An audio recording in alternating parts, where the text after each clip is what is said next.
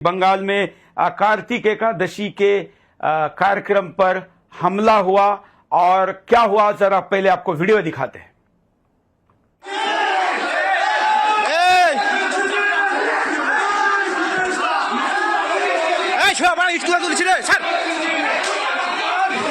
बात क्या है, लोकेशन भी लिखें।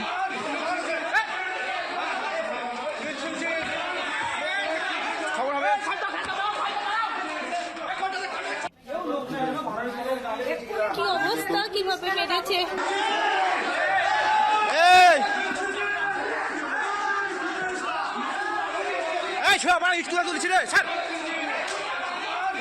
आगजनी भी की गई, दूसरे वीडियो में आगजनी भी दिखाते हैं। आप दोनों वीडियो देख रहे हैं जिसमें आगजनी, पथराव,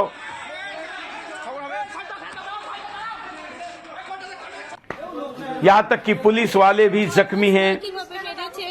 आप आगजनी का वीडियो भी दिखाते हैं। পুলিশ প্রশাসন থাকা সত্ত্বেও কিভাবে দেখুন হিন্দু বাড়িতে আগুন লাগিয়ে কিরকম ভাবে আগুন জ্বালিয়েছে, কিভাবে ইট পড়ছে, কত ইট পড়ে দেখুন। चलिए वीडियो हम देखते रहेंगे। मैं हमारे साथ गेस्ट पैनल को निमंत्रित करता हूं। ये वीडियो हम 3070 में देखते रहेंगे। हमारे साथ इस वक्त चर्चा के लिए जो गेस्ट पैनल है उनसे समझेंगे कि जरा बंगाल में हमेशा की तरह चल रहा ये हिंसा का कारोबार अभी भी चल रहा है। हमारे साथ नाजिया खान है, आपका स्वागत है नाजिया। और हमारे साथ टीएमसी के नेता भी है सुमित मेहरोत्रा, और हमारी रिपोर्टर संगीता भी इसमें जुड़ी है। लेकिन मैं पहले नाजिया के पास चलता हूं। नाजिया, ये कभी बंद होगा कि नहीं होगा? नहीं सुरेश जी, बिल्कुल भी नहीं, क्योंकि हिंदू सोया है पश्चिम बंगाल का। हजारों लाखों कम्युनल राइट हो गए, मोर देन 40 कम्युनल राइट तो ऑन रिकॉर्डेड है, गूगल पे मिल जाता है, लिस्ट के साथ मिल जाता है। अभी दुर्गा पूजा 2024 के जो दुर्गा पूजा अभी गुजरा है उसमें कई पंडाल पर आक्रमण किया गया, पत्थरबाजियां की गई, पंडाल को वैंडलाइज करने की कोशिश की गई, पत्थरबाजियां की गई। जो जुबान खोलेगा उसके ऊपर ब्लास्फेमी का फेक एलिगेशन लगाया जाएगा। जो सनातन धर्म के पक्ष में बात करेगा उसको जेल की हिरासत में भेजा जाएगा। जो इंसाफ मांगेगा उसको जेल की चक्की पिसवाई जाएगी। जो हिंदू धर्म के पक्ष में बात करेगा उसका गला रेत दिया जाएगा। सुरेश जी, साफ लफ्जों में ये कहना चाहती हूँ कि बेलडांगा में जो हुआ है ये मेरे हिसाब से एज अ वोटर ऑफ पश्चिम बंगाल ये तो बहुत छोटी घटना हुई है, बहुत छोटी घटना हुई है। यहाँ दुर्गा पूजा का आयोजन करने के लिए हाईकोर्ट से अनुमति लेनी पड़ती है। यहाँ राम भक्तों को पत्थरबाज बोला जाता है। यहाँ शोभा यात्रा जो बच्चे निकालते हैं उसको दंगाबाज बोला जाता है। डेमोग्राफी की हालात कुछ ऐसे हो चुके हैं कि अब हिंदू धोती नहीं पहन पाएगा, अब हिंदू कलावा नहीं पहन पाएगा, अब हिंदू मंदिर नहीं जा पाएगा, अब हिंदू माथा नहीं टेक पाएगा।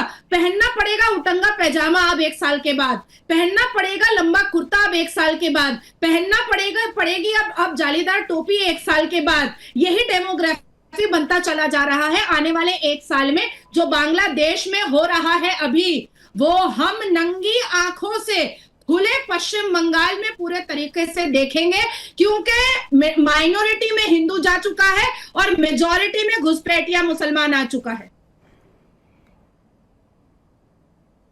बिल्कुल, हम टीएमसी के प्रवक्ता से समझते हैं आखिर क्या बोले जाए। हम तो मतलब निशब्द होते जा रहे। बंगाल कहे या बांग्लादेश कहे, क्या है आपकी प्रतिक्रिया इस घटना पर? सुरेश भाई, देखिए जिस तरीके से आज मीडिया टीएमसी के नेता सुमित मेहरोत्रा, सुरेश भाई क्यों बंगाल पे बात नहीं करें? ये हिंदुस्तान का हिस्सा नहीं है क्या? हेलो सुरेश भाई, मतलब आपका कहना है इसमें न्यूज नहीं दिखानी चाहिए? नहीं, आप दिखाइए, बिल्कुल दिखाइए। बोलिए। बहराइच वाली फोटो भी दिखाइए, तो बहराइच वाली फोटो भी दिखाइए। बिल्कुल दिखाते हैं, मणिपुर भी दिखाते हैं, बहराइच भी दिखाते हैं, झांसी भी दिखाते हैं। हिंदुस्तान की हिंदुओं के साथ होने वाली हर घटना को दिखाते, हर पार्टी के सरकार की दिखाते। क्या कार्रवाई हुई, क्या कार्रवाई हुई बहराइच में, क्या कार्रवाई? आपको पूछो, वहाँ पे आपको पूछूं? मैं आपको पूछूं? हमारी सरकार ने दंगा करा। उस मुद्दे पर जहां पर जिस राज्य का मुद्दा है उसको पूछा जाता है। आपको पूछो, आप इसमें नहीं बोलेंगे? अरे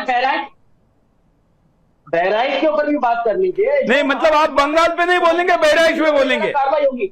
हम कोई दंगे की मैं आपको मैंने बंगाल पे पूछा, आपके पास बंगाल पर बोलने के लिए कुछ अगर नहीं है तो हम स्किप कर देते हैं। बंगाल पर बोलेंगे?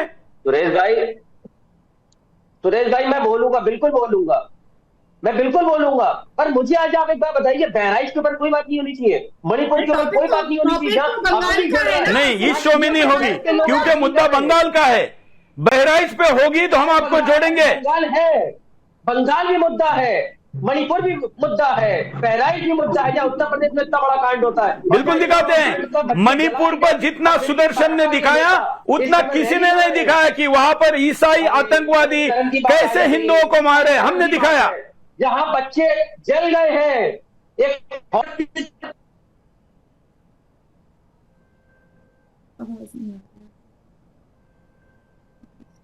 आवाज नहीं आ रही है?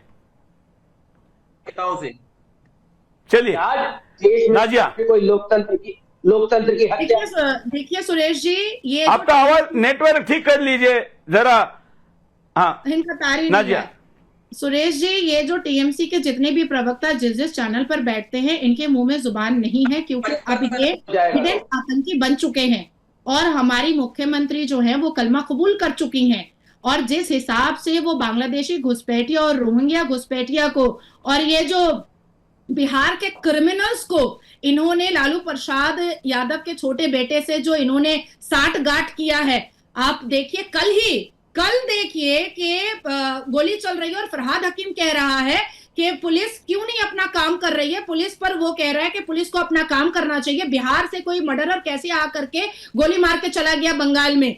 तो आप बताइए कि ये जो टीएमसी के प्रवक्ता बैठे हैं कि ये क्या अंदरूनी बात बताएंगे? नहीं बताएंगे। पुलिस निकम्मी, ये पुलिस की जो मंत्री है वो निकम्मा, यहाँ के जो नेता मंत्री हैं वो तोलाबाजी के चक्कर में रहते हैं, डियर लॉटरी के चक्कर में रहते हैं और इन्होंने सारे संवैधानिक लोगों के पीछे बांग्लादेशी घुसपैठिया जिहादी और हिफाजतुल इस्लाम हिजबुत तहरीक के लोगों को हमारे पीछे लगा दिया है। और हिंदुओं को भी मैं बोलना चाहती हूँ कि पश्चिम बंगाल के हिंदू जो है ना, वो मुझे लगता है कि मौन व्रत रख चुके हैं क्योंकि जब मेरे ऊपर ब्लास्फेमी का इतना बड़ा इल्जाम लगा, मुझे कोर्ट से बेल मिला, अलीपुर कोर्ट के परिसर में मेरी लिंचिंग की गई, मेरी हत्या करने की कोशिश की गई, कोर्ट जलाने की कोशिश की गई, तब भी हिंदू चुप रहा। राम भक्तों पर पत्थरबाजी होती है तब भी हिंदू चुप रहता है। और देखिए किस तरीके से आगजनी की गई है, उसके बाद आतंक फैलाया गया है और उसके बाद हिंदू कम्युनिटी के ऊपर ही ब्लास्फेमी का फेक एफआईआर भी किया गया है। ये है पश्चिम बंगाल की पुलिस। पश्चिम बंगाल की पुलिस एक डॉक्टर बिटिया को इंसाफ दिलाने में निकम्मी रह गई। एक एक करके पुलिस जेल जा रहा है पश्चिम बंगाल और कोलकाता का, लेकिन ब्लास्फेमी का फेक एफआईआर करने में पश्चिम बंगाल की पुलिस बहुत एक्टिव रहती है। हमें तो एहसास ही नहीं होता है सुरेश जी कि हम संवैधानिक राज में रहते हैं। हमें तो लगता है कि हम मिनी पाकिस्तान में रहते हैं। बिल्कुल एहसास नहीं होता है कि यह संवैधानिक राज है या यह भारत का अंग अब बचा हुआ है। बिल्कुल, मुझे लगता है टीएमसी के नेता के पास बोलने के लिए कुछ है क्या? सुरेश भाई क्यों बोलिए सुमित जी, बात करिए ना। अरे सुरेश भाई, आप बहराइच के ऊपर बात करिए, बड़ा अच्छा लगेगा। आप मणिपुर के ऊपर बात करिए, बड़ा अच्छा लगेगा। क्यों नहीं लगेगा? चलिए, अगर आपके पास बंगाल के लिए कुछ नहीं है तो हम मुद्दे को छोड़ देते हैं। आप कम से कम निंदा तो करिए कि जो हुआ वो गलत हुआ, जिसने किया उस पर कार्रवाई करेंगे, सरकारी जवाब तो दीजिए। और ये लोग बंगाल के ऊपर बात करेंगे, बड़े शर्म की बात है। जहां बच्चे जल गए हैं वहां पे उसके ऊपर कोई बात नहीं करेगा। राजनीति मत करिए। मतलब आप बंगाल पर नहीं बोलेंगे, आप बंगाल पे नहीं बोलेंगे। चलिए, आपका धन्यवाद। आप बंगाल पर नहीं बोलना चाहते, धन्यवाद। टीएमसी के नेता को हमने अवसर दिया लेकिन वो इस मुद्दे पर बोल नहीं पा रहे, तो इसलिए हम उनका धन्यवाद करें क्योंकि शो बंगाल पर है और बंगाल पर बात होनी चाहिए, लेकिन वो बोलने के अवसर का उपयोग नहीं करे। सुमित जी, धन्यवाद हमारे साथ जुड़ने के लिए। जरा संगीता झा से बात करते हैं। संगीता, इस मुद्दे पर अभी क्या स्थिति है या लोग आदी हो चुके हैं? देखिए, सबसे पहले तो सूरज जी मैं आपको बता दूं कि ये जो मुर्शिदाबाद है, इस मुर्शिदाबाद में लगभग जो मुस्लिम संख्या है वो 75% से भी ज्यादा है और वहां पर हिंदुओं की संख्या कम है। और देखिए, ये जो मुर्शिदाबाद है, यहाँ पर किसी भी तरह की कोई भी धार्मिक कार्यक्रम जब भी होते हैं, उस दौरान हिंदुओं के जो कार्यक्रम है उस पर हमले होते ही है। चाहे वो दुर्गा पूजा ले लीजिए, रामनवमी ले लीजिए, और फिर देखिए कल किस तरह से कार्तिक पूजा, जो कि लोग घरों में पूजा करते हैं, और इस कार्तिक पूजा के दौरान इस तरह से जो आरोप लगाकर कि मुस्लिमों का अपमान किया जा रहा है और इस तरह के आरोप लगाकर घरों में तोड़फोड़ की गई, लोगों को मारा पीटा गया, आगजनी की गई, और यहाँ तक के आरोप लग रहे हैं कि पुलिस भी वहां पर मूकदर्शक बनी रही। पुलिस ने किसी प्रकार की कोई भी सहायता नहीं की वहां के लोगों की। तो देखिए, सबसे बड़ा सवाल जो वर्तमान सरकार है उसी पर खड़े उठ रहा है, क्योंकि देखिए लगातार जो है बंगाल में इस तरह की घटनाएं हर जगह से ही बंगाल के कोने कोने से मिलती है। बांग्लादेश, नाजिया, मुझे लगता है कि बंगाल के ऊपर वो चर्चा ही नहीं होने देना चाहते। नाजिया, होंगे, करेंगे क्या? क्योंकि जो हो रहा है वो तो सेम वही हो रहा है जो पाकिस्तान में हो रहा है, सेम वही हो रहा है। कोई भी किसी को मार के चला जा रहा है।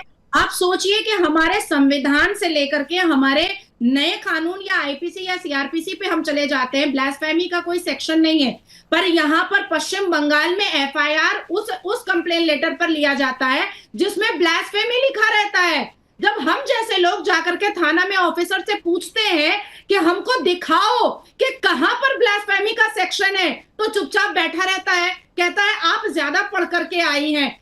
पश्चिम बंगाल अब नहीं बच सकता है। पश्चिम बंगाल में एक साल में जो डेमोग्राफिक चेंजेस नजर आ रहे हैं, हिंदू को यहां से अपना लोटा कंबल लेकर के भागना पड़ेगा। हिंदू यहां पर जीवित नहीं रह पाएगा। और जैसे बांग्लादेश की हिंदू बहु बेटियों के आबरू को तार तार किया गया है, लूटा गया है, उनका बलात्कार किया गया है, मंदिरों की प्रतिमा तोड़ी गई है, मंदिरों को तोड़ा गया है, ठीक उसी तरीके से पश्चिम बंगाल में भी किया जा रहा है। शुरुआत तो 2012 से ही हो चुकी थी और on record more than 40 communal right तो गूगल में सर्च है, गूगल में सर्च है। पश्चिम बंगाल को में अब सिर्फ मुसलमान रह सकता है, और वो भी वो मुसलमान जो आतंकी दिमाग का है, जो जिहादी दिमाग का है, जो हिजबुत तहरीक दिमाग का है, जो जमाते इस्लामी दिमाग का है, जो हरकतुल इस्लाम दिमाग का है, जो जैश मोहम्मद दिमाग का है। अच्छा पढ़ा लिखा समझदार संवैधानिक मुसलमान भी नहीं रह सकता। हम जैसे लोग नहीं रह पा रहे हैं पश्चिम बंगाल में। आज नहीं कल या तो काट के मार दिया जाएगा मुझे, या तो फिर मुझे भागना पड़ेगा यहाँ से। परिवार मेरे पहले ही जा चुके हैं यहाँ से। तो अब आप सोचिए कि जब मैं मुसलमान होकर के रहने में पश्चिम बंगाल में डर रही हूँ, तो हिंदुओं के साथ कार्तिक पूजा हो, भाई फोटा हो, करवा चौथ हो, रामनवमी हो, गणेश पूजा हो, या दुर्गा पूजा हो, या काली पूजा हो, हालात तो बस यही है। हालात बस यही है।